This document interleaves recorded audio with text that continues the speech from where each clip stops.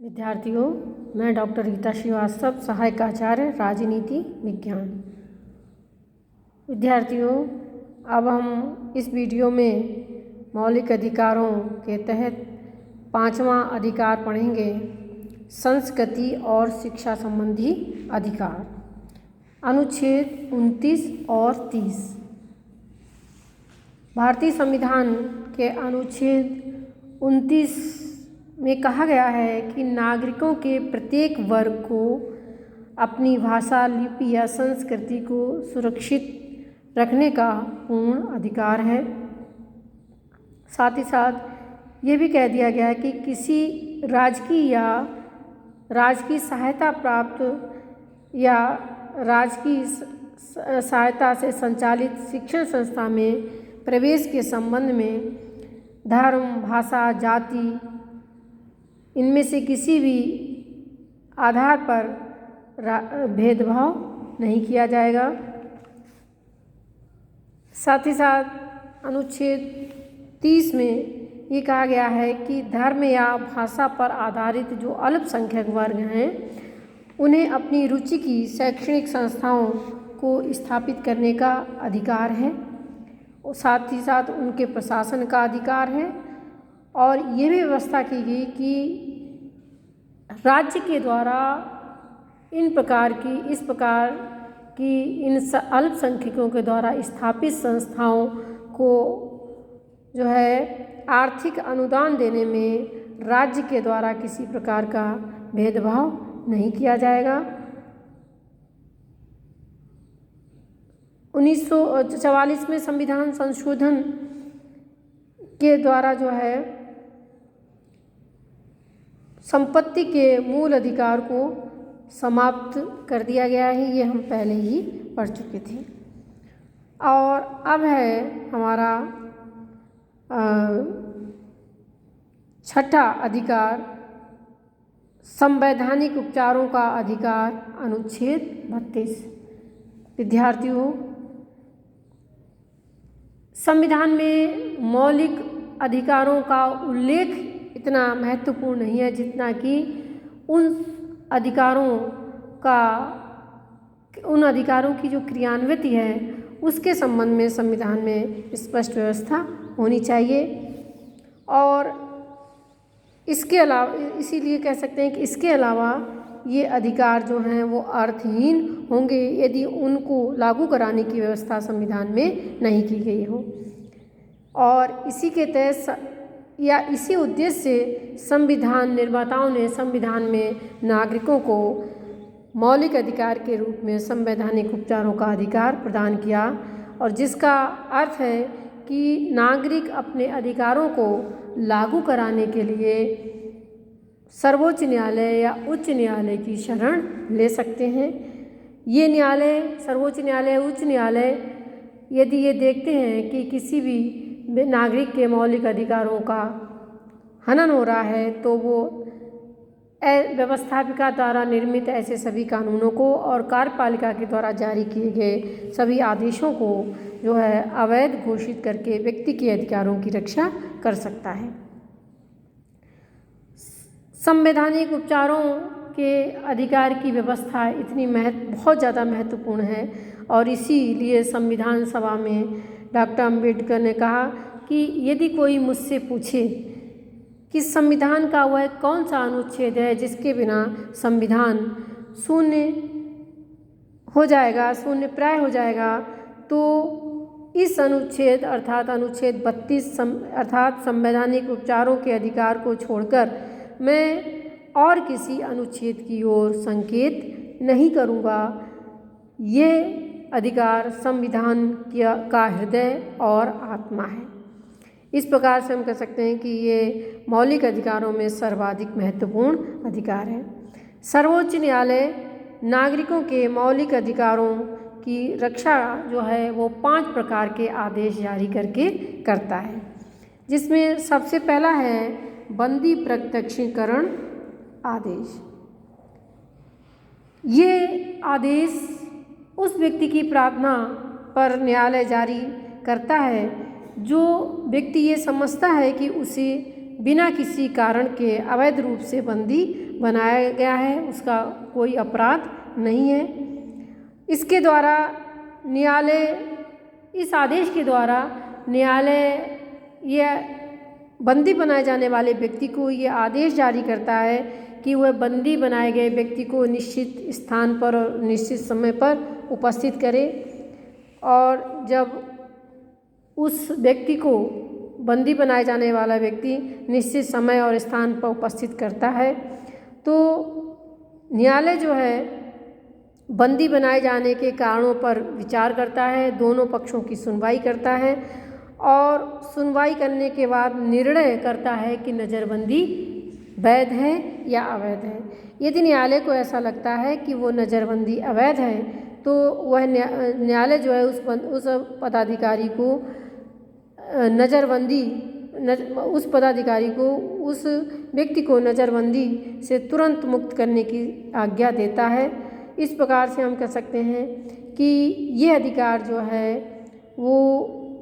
अनुचित और गैर कानूनी रूप से बंदी बनाए गए व्यक्ति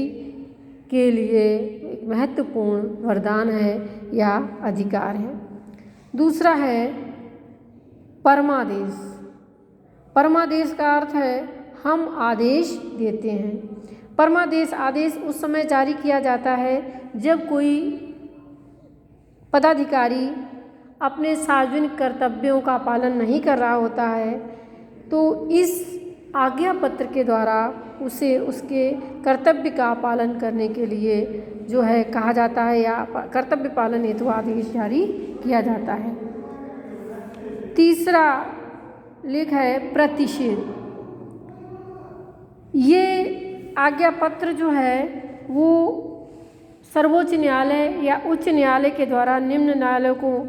जारी किया जाता है और इसके द्वारा ये आदेश दिया जाता है कि वो उस मामले में या उस मुकदमे में जो है अपने यहाँ कार्य करना बंद कर दें, क्योंकि ये मामला उनके अधिकार क्षेत्र के बाहर है, अधिकार क्षेत्र से ऊपर है। उसके बाद नेक्स्ट है प्रतिषेध। ये आज्ञा पत्र भी सर्वोच्च न्यायालय और उच्च न्यायालयों के द्वारा जो है किसी विवाद को निम्न न्यायालय से उच्च न्यायालय में जो है भेजे जाने के लिए, प्रेषित किए जाने के लिए जारी किया जाता है, जिससे कि वह न्यायालय अपनी शक्ति से अधिक अधिकारों का उपभोग ना करे या अपनी शक्ति का दुरुपयोग ना करे। इस आज्ञा पत्र के द्वारा उच्च न्यायालय जो है वो निम्न न्यायालय से किसी मामले के संबंध में, किसी विवाद के संबंध में सूचना भी मंगवा सकते हैं। और पांचवी रीट जो है वो है अधिकार पक्षा। अधिकार पक्षा का मतलब यह है कि जब कोई व्यक्ति ऐसे पदाधिकारी के रूप में कार्य करने लगता है जिस रूप में उसे कार्य करने का अधिकार नहीं होता या वैधानिक रूप से उसे उस पदाधिकारी के रूप में कार्य करने का अधिकार नहीं होता है, तो जब वह अवैधानिक रूप से ऐसे पदाधिकारी के रूप में कार्य करने लगता है तो न्यायालय अधिकार पक्षा आदेश के द्वारा उस व्यक्ति से ये पूछता है कि वह किस अधिकार से उस पद पर कार्य कर रहा है, और जब तक वह संतोषजनक प्रश्न उत्तर नहीं देता है तब तक वह कार्य नहीं कर सकता है। विद्यार्थियों, साधारण परिस्थितियों में व्यक्ति अपने मौलिक अधिकारों की रक्षा के लिए न्यायालयों की शरण ले सकता है, लेकिन आपातकाल के दौरान जो है व्यक्ति के ये मौलिक अधिकार जो हैं निलंबित हो जाते हैं। लेकिन संविधान के अनुच्छेद 21 के द्वारा प्रदत्त जो जीवन और दैहिक स्वतंत्रता का अधिकार है वो समाप्त नहीं होता है, वह जो है संकट काल में भी लागू रहता है। इसके बाद जो है हम कह सकते हैं कि दिसंबर 2002 में 86वें संवैधानिक संशोधन के माध्यम से शिक्षा को मूल अधिकार के रूप में शामिल किया गया है। शिक्षा में प्रारंभिक शिक्षा को मूल अधिकारों के रूप में संविधान में शामिल कर लिया गया है और संविधान के अनुच्छेद 21 के बाद एक नया अनुच्छेद संविधान में 21A जोड़ करके जो है इस अधिकार को शामिल किया गया है, जिसमें कहा गया है कि राज्य 6 से लेकर 14 वर्ष तक के जो बच्चे हैं उन्हें अनिवार्य और निःशुल्क शिक्षा देने के लिए बाध्य होगा। सर्वोच्च न्यायालय ये अधिकार को जोड़ने की आवश्यकता इसलिए पड़ी क्योंकि लंबे समय से इस संबंध में जो है लोगों के द्वारा संघर्ष किया जा रहा था और सर्वोच्च न्यायालय ने भी अपने निर्णय में कहा कि स्वतंत्रता का आशय है व्यक्ति के लिए सम्मानजनक जीवन और सम्मानपूर्ण जीवन जो है शिक्षा के बिना संभव नहीं है। अतः हम कह सकते हैं कि अनुच्छेद 21 के बाद अनुच्छेद 21A के रूप में जोड़कर शिक्षा को मूल अधिकारों के रूप में जो है स्थान दिया गया या शिक्षा के अधिकार को मूल अधिकार माना गया। विद्यार्थियों 2002 में शिक्षा के अधिकार को स्वीकार कर लिया गया। इसके बाद 2009 में गजट नोटिफिकेशन के द्वारा जो है इस अधिकार को कानूनी दर्जा प्रदान किया गया या हम कह सकते हैं कि इसे कानूनी रूप प्रदान किया गया और 1 अप्रैल 2010 से जो है इसे लागू कर दिया गया और इस प्रकार से अब 6 से 14 वर्ष तक के उम्र के सभी बच्चों को जो है वास्तव में अनिवार्य और निःशुल्क शिक्षा प्राप्त हो, इसलिए इस हेतु समस्त आवश्यक कदम उठाना राज्य का दायित्व होगा। अब हम बात करें कि संपत्ति का अधिकार। विद्यार्थियों जैसा कि हम पहले ही पढ़ चुके हैं कि संपत्ति का अधिकार जो है 1978 तक मौलिक अधिकारों के रूप में संविधान में शामिल था, लेकिन 44वें संविधान संशोधन के द्वारा 1979 के द्वारा इसे संपत्ति के मौलिक अधिकारों से जो है इसे अलग कर दिया गया। क्योंकि देखिए जो राज्य था वो सामाजिक आर्थिक न्याय के लक्ष्य को प्राप्त करना चाह रहा था और सामाजिक आर्थिक लक्ष्य की प्राप्ति के लिए जो है या सामाजिक आर्थिक लक्ष्य की प्राप्ति के मार्ग में ये अधिकार बाधक हो रहा था। विशेष रूप से हम कह सकते हैं कि ये अधिकार भूमि सुधार कानून जो थे, भूमि सुधार कार्यक्रम थे, उनमें रुकावट पैदा कर रहा था। तो इसलिए जो है पहले तो संपत्ति के अधिकार को समय समय पर सीमित किया गया, उसमें संशोधन किए गए और इन संशोधनों के बावजूद जब इनकी क्रियान्वति नहीं हो सकी, क्रियान्वत में बाधा, भूमि सुधार कानूनों की क्रियान्वत में बाधा उपस्थित हुई,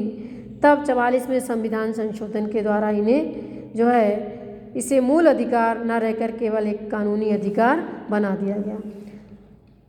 भारतीय संविधान में इस प्रकार से हम कह सकते हैं कि भारतीय संविधान में सार्वजनिक